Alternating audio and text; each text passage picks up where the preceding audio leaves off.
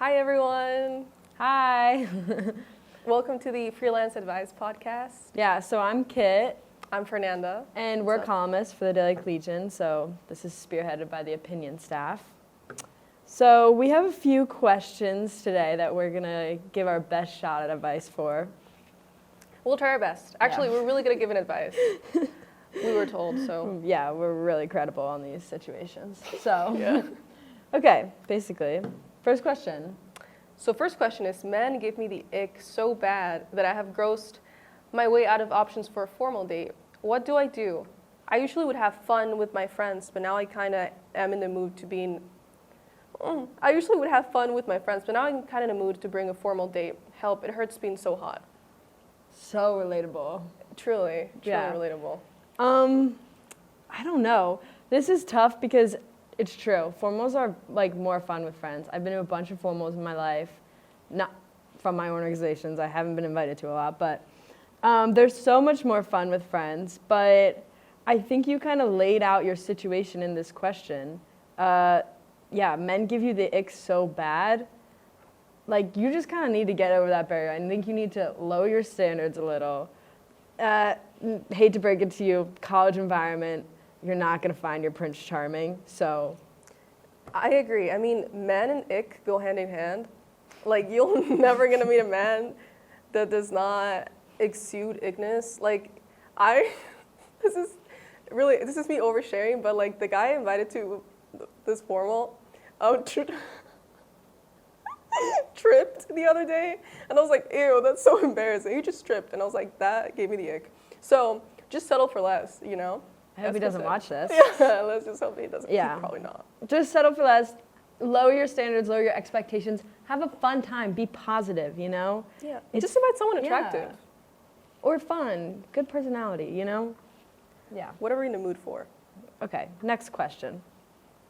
I have a friend who always needs to be right and let you know they are the best person in the room. It's really exhausting always being around him. What should I do? Crazy. I think this one, so, like, if you're in college and you're writing this, we're like already 20, 18 to 22. This is definitely how this person has always been, and you're not going to change that with a conversation. Mm-hmm. I mean, you should definitely express, like, if it's hurting your feelings, that the way you're feeling is hurt, and maybe they can try to be more conscious of it, but you're not going to change an entire person's personality. That's just a fact, and I don't know, that's tough. But yeah, definitely just have a conversation that you're hurt by the way they're acting toward you or toward other people, but you really got to be careful there because you don't want to come at their personality. If somebody's acting like this, they've always acted like this, you know? Yeah, and honestly, you're probably not the first person to have a problem with that person about that, because nobody likes a know-it-all. Nobody likes a person that's always trying to be the person that knows everything, because we don't. I'm never right. I'm rarely right. Actually, when I'm right, I love saying that I'm right. Yeah. So just be honest, because honestly, if you normalize that behavior, it'll just get worse. So just be honest and be like, hey, you're actually super wrong and you suck. Or be like, hey, you're actually super wrong and you should start being, more conscious of your actions. And it's exhausting, yeah. And it's definitely not only exhausting for you, so just be honest. Yeah. Yeah, with them. Don't talk about them behind their back, you know? Just clear, concise communication is the key to friendship. Yeah, I'm team tough love. If you're like honest and be like, hey. No sneaky things. Yep. Yeah, and if it continues to happen and you're still bothered by it, then maybe you two aren't the kind of friends that each other are looking for. You know? There's nothing wrong with cutting out people who don't make you feel good. 100%. There's a lot of people you could be hanging out with. Protect your peace. Yep. Okay, next question. I'll read it. I told my roommate, who is an English major, that she shouldn't compare our workload since I'm a STEM major, and now she's so mad at me. What do I do, since that's the truth, and I didn't want to hear her complain about her books and essays when I'm literally drowning in hard work. Actually hard work, I guess it says. Ooh. This one kind of hits close to home for us because we are not English majors, but yeah, we're both comm majors. Yeah. And I'm sure we've been in this situation a few times. I don't know about you. Oh, it's too familiar. It's too familiar. Yeah. And the one thing is that I just don't understand why people are always comparing everyone Yeah. to like, just if I'm struggling with, let's say algebra, intro to algebra, which I have.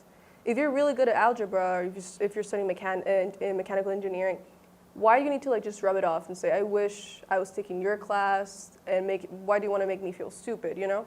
There's no need. Just like normalize everyone's struggles. And it's not that our major is easy, you know, it's just different. So I just hate the whole superiority complex that they have. There's no need to have it. Yeah. And you're just hurting your friend's feelings. If you have a lot of work to do, good for you, but your friend does too.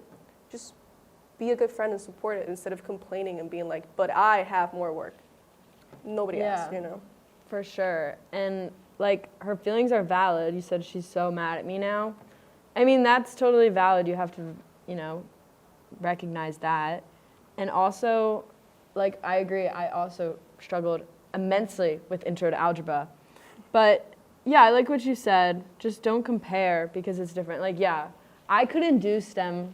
I couldn't do that. No, never in a million years. But also I know a lot of people who like, I'll be like, oh, I can't do math. And they're like, well, math is so easy for me. But then they're coming to me with essays to edit. And I'm like, you know, and it's just like a fact. Like, if you put in like right now, like a bunch of functions in front of me that an 8th grader could do, I probably wouldn't be able to do it right now. I'm a little rusty, but like people have their strengths and that's what makes the world go round. It's true. And also, I wrote a column about this. People should read my columns. Yes. You should have a link. Yeah, I look up my name, Kid Schroder, and I wrote a column similar to this question, I think. And it's important because with things like English and like the arts, this is what I say in it, it's like people need that stuff, you know? And this also goes, I don't know if you guys ever watched Dead Poet Society. You guys. Robin Williams' character says this though, Mr. Keating, that like art and all that stuff, like that's what makes the world go round, and like people need it, people rely on it when they need it. So that kind of didn't make sense, but yeah. No, it does. I mean, what would life be with only STEM majors? Yeah, you know? Boring, right? Boring. Yeah. Maybe like good infrastructure and like good buildings, but like no art. Ugh. Lame. Not a world that I would want to live in. Okay, last question. So, I love this one. That one can go off for like an hour. My ex is recently single and swiped up on my story. It's been over 2 years. I was over him, but now I'm kind of intrigued. Should I get back with him or at least just talk for some entertainment in my life? Oh.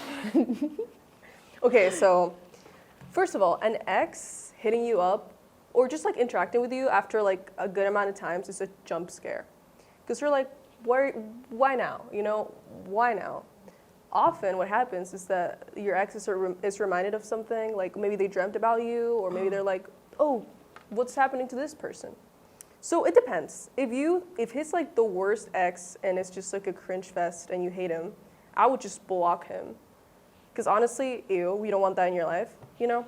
But if it's someone you're kind of intrigued by, you know, you have a little thing for, I would just like a story back, you know, continue the little subtle flirting energy there. Yeah, but if he's making this move, then he has to initiate like talking again, you know? Like, and he's recently single. That's a red flag. he might be using you as a rebound. 100%. It's giving like my girlfriend that I love dumped me, but what about this other ex-girlfriend that I love? Yeah. And Yeah. it's also like, if he was the one who dumped you, I forget if the question says that or if he was the one who dumped you and now he just got dumped by a new person, he might think that it's like comfortable. So like you're a good option to go back to, like, you know, like you're always easy. Like, no. I know we said lower your standards for the formal date, but higher your standards for your ex. 100%. I mean, it says like I was over him. Yeah. So Stay over him. So are you not over him anymore because he interacted with you? They're intrigued. They're intrigued. But are we talking about like, I'm just bored with my life and I want some drama? Or are we talking about, what if my ex-man changed? You know? What type of intriguement? That's Yeah. what are we feeling? I don't know. Right? Yeah. Because how will you feel? I guess it's a heavy question. It really depends on a lot of factors. Basically, channel who you were 2 years ago when you went through this breakup and ask what would she want you to do. And she'd probably say that she wants you to get back together with him, but then channel you when you were over him right after that What would she want you to do? Especially because like 2 years is a good amount of time. Yeah, If protect it's, your peace. like 16 versus 18 or 14, maybe you shouldn't be doing it for like, or 18 to 20, like maybe like, okay, I'm anti like going back to someone, I don't know, I just feel like fresh start. But Yeah. hey, maybe like it's a good timing. So just follow your gut, you know? You can tell when Yeah. someone's worth it. People can change. Like me Yeah. 2 years ago, I was a completely different person. I'm very much more emotionally mature, but I still would not want to get back together with anybody because I'm a new girl and I have like, I don't know, you know? But it's very tempting because you're like, the memories. It is tempting and it's satisfying to be hit up by an ex. It's like, yeah, that's what I thought, you know, finally, but don't play into it. You're just going to be better off, you know, walking away. Yeah, because the recently ex thing is just the biggest red flag for Yeah, me. that's terrible. Yeah. That's a terrible thing. Also, think about the girl. Like, I don't know. Yeah, exactly. I'll be like, Never let yourself be a rebound. never. I mean, never. I mean, there's exceptions, you know? I guess there is exceptions to that rule. Yeah, I mean, like two. I can think of like one person or like two people. Yeah, maybe. But Love yourself. Yeah, we could talk about that for hours. Yeah. So I do. Okay, and actually this is good. Okay, so there's 2 questions about graduation. It's how do I make sure all of my college friends and I stay besties after we graduate and go our separate ways across the country? And then I'm scared for the real world post-graduation. Everyone seems like they have it all figured out and I'm ready to go, but I'm so sad to leave. Relatable. I'm about to graduate in like a month now. I don't want to do it, but yeah, so this is super relatable. And like I said before, communication is key. Like, I know my friends and I, like my roommates and I, we're not big texters. Like, in the summers, we don't, like, constantly text and stuff. But I think that that's something we're all going to work on because we've got one person going to Philly, one person going to Boston, like, I don't know where I'm going, but New York, wherever. And we're, like, it's just an opportunity to, like, have fun times with your friends and explore new cities, let them take you around their city, like, you know, just keep in communication, like text, talk, pick up the phone and call. I was actually talking to my brother about this because I'm really scared to graduate. Everyone seems like they have it figured out. They don't. They're just acting. Social media isn't real. And why would anybody say that, like, they're actually nervous to people? But I was talking to my brother. He graduated from college a few years ago, and he was like, yeah, sometimes I just see things that remind me of them. I pick up the phone and I like Snapchat and I text it to them and I catch up with them. It's a perfect opportunity. It's possible. Don't be scared. If you guys are true friends, you're going to stay together. And I bet Fernanda, she's kind of a long way from home, so you probably... Yeah, I mean, yeah, I have a few years left. Thankfully, I would be having a crisis if I have to graduate. Yeah. But I am far away from home. And honestly, I'm really bad at communicating with my friends. When I left home, I was like, we're gonna FaceTime every week. Let me tell you, I sometimes like don't talk to my closest girlfriends like on the phone for like a month. Sometimes I just like literally, and I just don't get stressed about it because one day I just wake up and I feel like calling my friends. Okay. And I just call my friends and we just like, and it feels like we've been talking for months, you know? And then when I go home, I don't go home that often, we just hang out and it feels like I've been there for like the longest time, as if I've just never left. So that's how it should feel like, you know, don't force it. Don't feel like you need to talk to your friends every day because you did so back in college or high school. Yeah.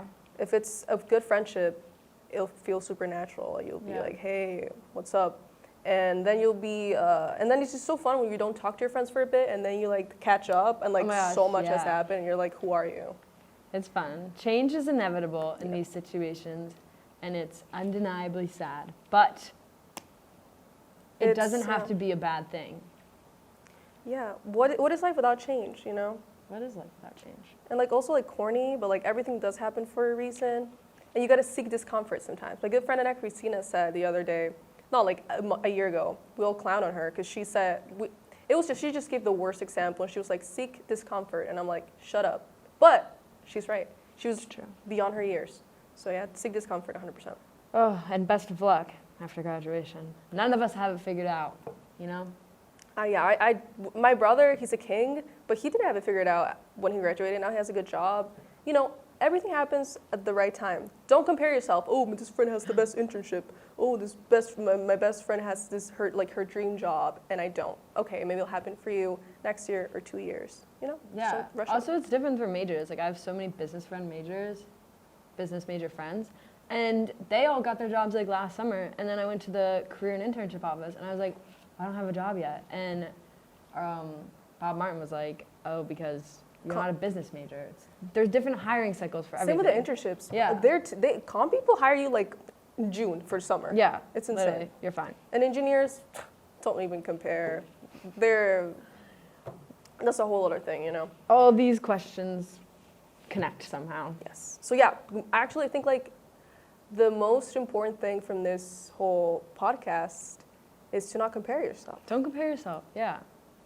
Don't compare yourself. Be yourself. And also people are fake. Like if they seem that they have everything together and everything's perfect. It's not, you know? Sometimes my friends are like, oh my God, you're having such a good time. And I'm like, sometimes I don't. Sometimes I'm actually very sad. But we don't talk about that, right? We don't record that. We don't share that. We don't air out our dirty laundry. We don't. Some people do overshare. Yeah, some people, but not us. Like a lot. And I'm like, should I be seeing this? But that's not us. Actually, don't overshare, because then you're gonna regret it. That's happened to me. I'm like, damn. So. Okay, though. I think that wraps it up. Use our link and send us questions if you want us to answer. Yes. And solve all your issues in the world. We can do it. Look at us. We can do it. We gave great advice. Take it. We're unemployed, but we give good advice. Yeah, we're unemployed. Not for long for you, though. Formal date list. Yeah. But we'll tell you how to do it. Yeah. Okay. Yeah, and thanks for listening. Thanks for watching. And to subscribe, all of our Subscribe to the stuff. Daily Collegian. Follow us on Instagram. I'm joking. But no, follow the Daily Collegian. Yeah. And us if you want to. Okay. I don't know. Bye.